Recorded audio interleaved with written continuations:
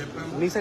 నా దగ్గర documents every file ఉంది, కానీ నేను ఇస్తే అథెంటిక్ కాదు. కాబట్టి కలెక్టర్ గారు, ఎంఆర్ఓ గారు, ఆర్టీఓ గారు సమాచార హక్కు చట్టం కింద డాక్యుమెంటేషన్ క్లియర్ చేసి ఇస్తే అది నిజమనేది తేలుతుంది. కాబట్టి ఈ ఇష్యూకి మేమేం తప్పు చేయలేదు, మా నాన్నగారు ఏం తప్పు చేయలేదు అనేది ప్రజలందరికీ తెలవాలని చెప్పేసి రైట్ ఇన్ఫర్మేషన్ యాక్ట్లో ఇవ్వడం జరిగింది. అలాగే కలెక్టర్ గారికి పర్సనల్గా ఇవ్వడం జరిగింది. కలెక్టర్ గారితో చెప్పాం, ఏది నిజం, ఏదైతే నిజమో అదే చెప్పాను.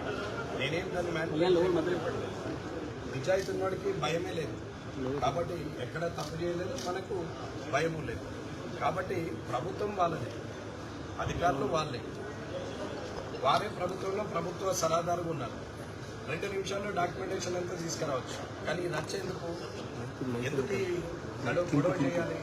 రాజకీయ లబ్ధి కోసం చేస్తున్నటువంటి వ్యక్తే కానీ ఎన్నడూ కూడా ఇప్పటి వరకు చేసినటువంటి డాక్యుమెంటేషన్ క్లియర్ చేయాల్సిన బాధ్యత అప్పుడు 2004 నుంచి 2009 దాకా మంత్రిగా ఉన్నారు.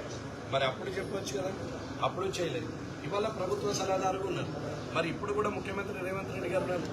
ఆయన ద్వారానైనా వీరు అనుకుంటే 2 నిమిషాలు డాక్యుమెంట్స్ అన్ని పట్టుకొని రేపటి వరకు సీఎంఓకి రండి అంటే 2 నిమిషాల్లో డాక్యుమెంట్స్ అన్నీ హైదరాబాద్లో ఉంటాయి. ఎందుకు చేయట్లేదు? ఇది మీరు అందరు పాత్రికేయులందరూ కూడా ఆలోచించారు, ప్రజలందరూ కూడా ఇది గుర్తించారు. ఎందుకు చేయట్లేదు? అధికారం మీ దగ్గర నుంచి, అధికారులు మీ వాళ్ళే, మీరు చేయొచ్చు. మరి ఎందుకు చేయట్లేదు అనేది ఒకసారి కూడా ఆలోచించారు. కాబట్టి ఇవాళ కూడా చెప్తారు, ఇదానికి ఖచ్చితంగా ముగింపు పలుకుతాం. 30 రోజుల లోపల వారు ఇవ్వాలి. వారంలో ఇవ్వచ్చు, 10 రోజుల్లో ఇవ్వచ్చు, 30 రోజుల్లో ఇవ్వాలి. ఇవ్వకపోతే అప్లేట్ అథారిటీ ఉంటుంది, అప్లేట్ అథారిటీ కూడా వెళ్తాం. అది కూడా కాకపోతే డిఫర్మేషన్ పెట్టేసి గవర్నమెంట్ కోర్టు ఆర్డర్ ద్వారా కూడా ఇవన్నీ కూడా డాక్యుమెంట్స్ కలెక్టర్ గారి ద్వారా తెచ్చేస్తాం. కానీ కలెక్టర్ గారు పాజిటివ్గా స్పందించారు, చెప్పారు ఏది రికార్డు ఉంటుందో ఆ రికార్డు ఖచ్చితంగా ఇచ్చేస్తామంటే అట్లా ఏం లేదు, ఇబ్బంది పెట్టాలనేది ఆలోచన లేదు. 100% ఏది ఉంటే ఇవ్వమంటున్నారు, ఏది ఉంటే అది ఇచ్చేస్తామని. అలొకేషన్ 263.5 ఎకరాల్లో 1964 నుంచి ఈ రోజు వరకు 263.5 ఎకరాల్లో ఏ దానికి ఎంత అలొకేషన్ చేశారు, ఎప్పుడెప్పుడు చేశారు, ఏ సర్వే నెంబర్లో ఎంత ఎక్స్ప్లెయిన్ చేశారు, ప్రజా ప్రయోజనాల కోసమైందా లేకపోతే స్వార్థ కోసమైందా, దాన్ని నిగ్గుదించండి అని చెప్పారు. కాబట్టి ఇవాళ ఉన్న కామారెడ్డి ఎడ్యుకేషన్ సొసైటీ భూములు, కామారెడ్డిలో మెడికల్ కాలేజ్ కానీ, కామారెడ్డిలో ఇండస్ట్రియల్ ఏరియా కానీ, ఎఫ్సిఐ కానీ, ఇలా నంబర్ ఆఫ్ ఇన్స్టిట్యూషన్స్ అక్కడ వచ్చినాయి. ఇవాళ ఆ భూమే కనెక్ట్ చేయకుంటే కామారెడ్డిలో ఏముంటుండే? ఇది అర్థం చేసుకో. 2004 నుంచి 2009 వరకు ఉన్నటువంటి వైఎస్ఆర్ గారు ముఖ్యమంత్రిగా ఉన్నప్పుడు తెలంగాణ యూనివర్సిటీ కామారెడ్డిలో తీసుకొచ్చే దమ్ము తెలివి లేదు ఈయనకి. అది కొత్తగా డిచ్పల్లిలో పెట్టాల్సిన పరిస్థితి వచ్చింది. ఇక్కడ ఆల్రెడీ ఎస్టాబ్లిష్మెంట్ ఉంది, అదే యూనివర్సిటీని ఇక్కడ పెట్టవచ్చు కదా, భూములు ఉన్నాయి, బిల్డింగ్లు ఉన్నాయి. మరి ఇక్కడ పెడితే తక్కువ ఖర్చులో ప్రభుత్వంకు ఖర్చు తక్కువ, ప్రజల మీద భారం పడకుండా ఉంటుంది కదా. కానీ అది చేయలేదు. ఎందుకు? ఒక్క మోడల్ స్కూల్ అన్న తీసుకొచ్చింది. అన్ని కాన్స్టిట్యున్సీలో మోడల్ స్కూల్. నేను జిల్లా పరిషత్ చైర్మన్ ఉన్నప్పుడు నేను సదాశివ్ నగర్లో కూడా మోడల్ స్కూల్ తీసుకొచ్చి పెట్టాను.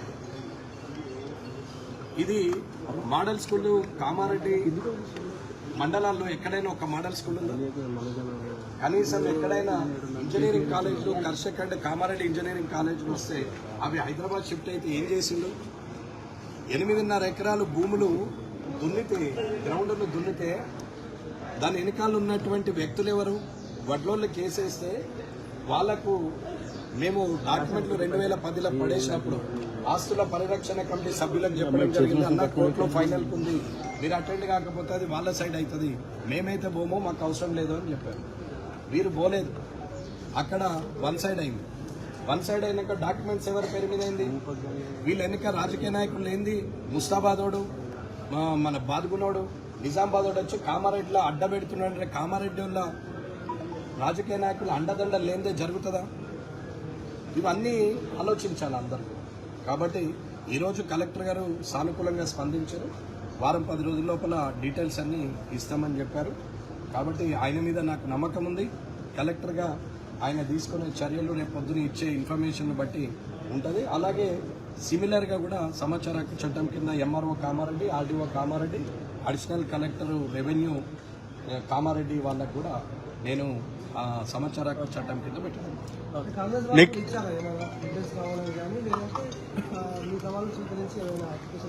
అది నాకు తెలియదు. వాళ్ళు వస్తే వాళ్ళని అడిగారు. Next plan sir, next plan భవిష్యత్ కార్యాచరణ ఇదేమన్నా ప్రజలకు ఉపయోగపడే పని అన్న మనకి మనిషిన పనిని పెట్టుకుని వాడు రాజకీయం చేస్తున్నా, నేను రాజకీయం చేస్తాను అంటే మీ మీద ఆరోపణలు చేశారు కదా. తర్వాత ఆరోపణలు కావాలి. ఆరోపణలు ఇప్పుడు సంబంధం కావాలని నిజాలు నిగ్గు తెల్చాలని కలెక్టర్ తప్పు చేసినోడు ఆర్టీఐ కింద పెట్టాడు, అవతలోడు ఆర్టీఐ కింద పెడితే వీడు ఆపుతాడు. అర్థమైందా? తప్పు చేసినోడు ఆర్టీఐ కింద పెట్టాడు.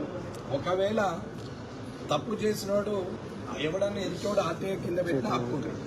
కానీ నేనే తప్పు చేసినానంటారు కాబట్టి నేనే ఆర్టీఐ కింద పెట్టా. ఇంతకన్నా సాక్ష్యం ఎప్పటిలాగా దానికి ఒక రూల్స్ అండ్ రెగ్యులేషన్ ఉంటాయి. 30 రోజుల లోపల ఇవ్వాలి. మాక్సిమం 30 రోజులు, వారం ఇవ్వచ్చు, 10 రోజులు ఇవ్వచ్చు, 30 days. మళ్ళీ ఆ రికార్డ్స్ తోటి మీడియా ముందు వస్తారు సార్. ఎందుకు కలెక్టర్ ఆర్డీఓ వాళ్ళు ఏం చేస్తారు, వాళ్ళే చూపెడతారు కదా. అన్యక్రాంతం ఏం కాలేదు, ప్రతిదీ కూడా ఒక్క గజం కూడా ఏం కాలేదు, అన్ని కూడా అలొకేషన్ అయిందని లెటర్తో సహా మీకు ప్రెస్ నోట్ రిలీజ్ చేస్తారు. అంటే క్యాంప్ ఆఫీస్ మీద దాడి జరిగింది అనేది వస్తున్నారు పోలీసులు ఎక్కడికక్కడ నాకాబందీ పెట్టి 2-3 రోజుల నుంచి ఆపుతున్నారు. ఎన్ని రోజులు ఆపినా ఎన్ని రోజులు ఆపుతారు, ఎన్ని కేసులు చేస్తారు.